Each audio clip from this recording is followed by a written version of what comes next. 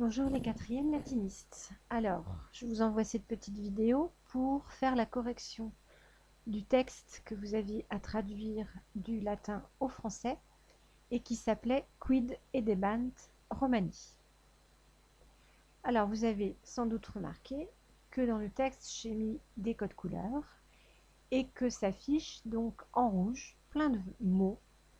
Et vous avez remarqué que ces mots, ce sont les verbes. Il faut savoir, et ça c'est très important, que quand on traduit un texte en latin, il faut commencer par le verbe. Pourquoi? Parce que quand on va regarder le verbe et qu'on va regarder sa terminaison, on va savoir déjà si on doit chercher un sujet pluriel ou un sujet singulier. Alors là, vous voyez que le point commun de tous nos verbes, c'est qu'ils se terminent tous par bant. Alors, nt, vous saviez déjà que c'était la marque de la troisième personne du pluriel, il ou elle. Ce que vous ne savez pas en revanche, c'est traduire cette petite syllabe qui vient s'intercaler et qui est la syllabe ba. Cette syllabe ba, elle indique que tous les verbes sont à l'imparfait. Donc, comment fait-on? Donc, on cherche le verbe. Edebant. On sait qu'il est au pluriel. Donc, on va chercher un sujet pluriel. Dans cette toute petite phrase, il n'y avait pas beaucoup de solutions, puisque quid, il ne se décline pas, puisque c'est un pronom interrogatif, qui veut dire qu'est-ce que. Edebant, je vous avais donné la traduction, c'est le verbe manger, et on va donc le mettre à l'imparfait. Quel peut être le sujet? Un mot que vous connaissez très bien, Romani. On vérifie s'il est bien au nominatif pluriel. Vous connaissez votre deuxième déclinaison, dominus. Qu'est-ce que ça donne au nominatif pluriel? Domini. Donc Romani, c'est bien un nominatif pluriel. Donc comment traduire cette phrase? Parce que le sujet, les Romains, et le verbe, qu'on n'oublie pas de mettre à l'imparfait. Donc qu'est-ce que les Romains mangeaient? Je le note.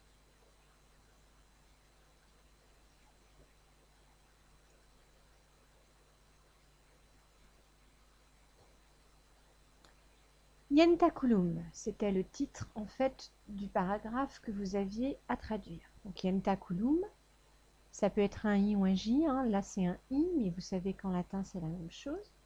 Yentaculum, c'est le déjeuner. Donc le déjeuner du matin, bien évidemment, hein. Le déjeuner. On regarde son verbe, yentabant, que vous aviez là, yento, yentas, yentare, première conjugaison, plus la petite syllabe ba, plus la troisième personne du pluriel, yentabant, donc le verbe déjeuner, cette fois-ci c'est le verbe. Yentabant. Quel peut être le sujet de yentabant? Bon, bah là on a vu que c'est bien i, donc là on voit aussi antiqui romani, donc les anciens romains. Yentabant, déjeuner. Céléritaire et frugalitaire, je ne les ai pas mis en couleur, puisque ce sont deux mots invariables, ce sont des adverbes. Donc on ne les décline pas. Céléritaire, rapidement. Frugalitaire, frugalement.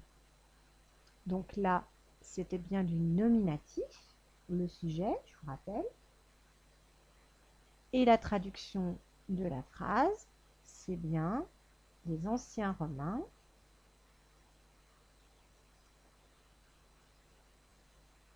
déjeunaient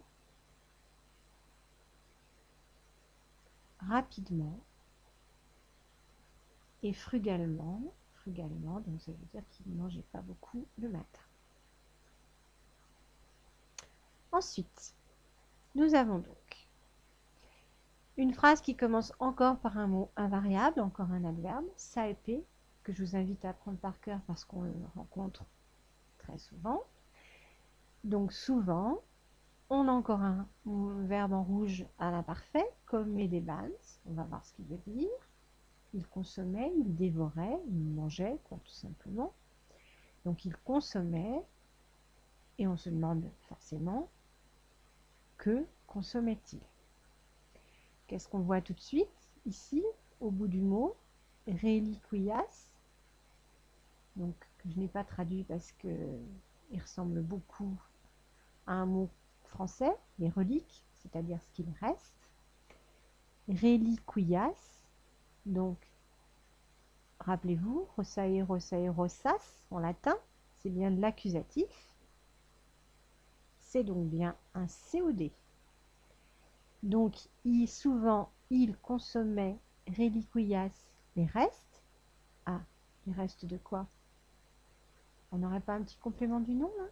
Kenai sumtae, qu'on va traduire par les restes du repas pris, prié la veille. Donc, ici, on a bien de génitif. Et on va donc traduire souvent, il consommait les restes du repas de la veille. Les restes utilisés du repas de la veille, en français correct, on ne va pas réutiliser le participe passé. La phrase suivante. Ad ientaculum. Ientaculum, c'est bien accusatif. Amabant, donc Amuama Samaré, je ne l'ai pas donné, parce que vous devez le connaître. Donc ils aimaient. Qu'est-ce qu'ils aimaient? On voit la petite lettre typique de l'accusatif qui est un M. Donc ils aimaient panis, panis, le pain. Donc ils aimaient du pain. Cum mele olius et caseo. Je vous ai déjà souvent parlé du petit cum qui veut dire avec et derrière lequel on met de l'ablatif. Donc ils aimaient manger du pain avec du miel, des olives et du fromage. Donc ici, ablatif.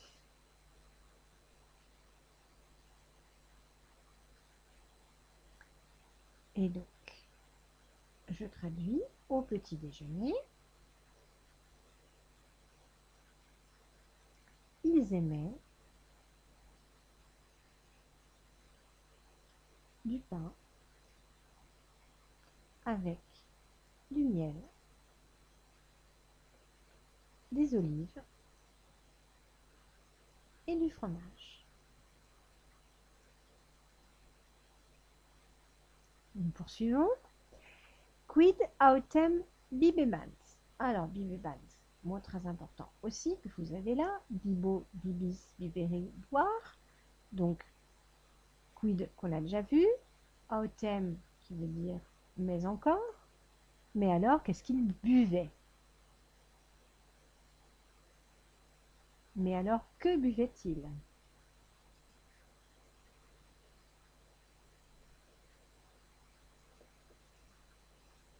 Neque, je vous l'ai donné. Ni. Donc, ils ne sont pas déclinés. Donc, ils ne buvaient, ils n'avaient pas ni thé, ni café. Et là, on a bien un accusatif avec le petit âme qu'on retrouve dans rosa, rosa, rosam. Mais alors, que buvait-il? Il n'avait ni thé, ni café, puisque ça a été découvert bien longtemps après les Romains. Adulti plerumque aquam bibebant. Donc adulti, je ne vous l'ai pas donné parce qu'il est tellement transparent. On a un nominatif puisque ça finit par i, comme au-dessus. Aquam, vous repérez l'accusatif. Là qu'il est neutre, donc c'est aussi de l'accusatif puisqu'il n'a pas bougé. Là, on a un nominatif, pueri. Donc, les adultes et le sujet, puisqu'il est nominatif. Bibebant, buvait. Aquam, de l'eau. Il nous reste plerumque. Je dis plerumque, ça veut dire la plupart d'eux. Donc la plupart des adultes, de nombreux adultes, buvaient de l'eau. Les enfants, sous-entendu buvaient du lait. Donc on traduit, la plupart des adultes buvaient tout simplement, effectivement, de l'eau, mais les enfants, c'était du lait. Ça n'a pas beaucoup changé.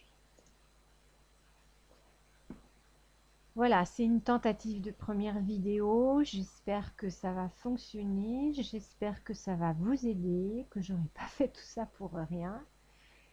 Je vous donne rendez-vous pour le prochain paragraphe. Et puis, je vous donnerai aussi un petit travail sur exactement quels étaient les plats que faisaient les Romains et comment se déroulaient les repas, parce qu'il y avait un rituel très particulier. Au revoir à tous, ou à l'été des Skipoulis.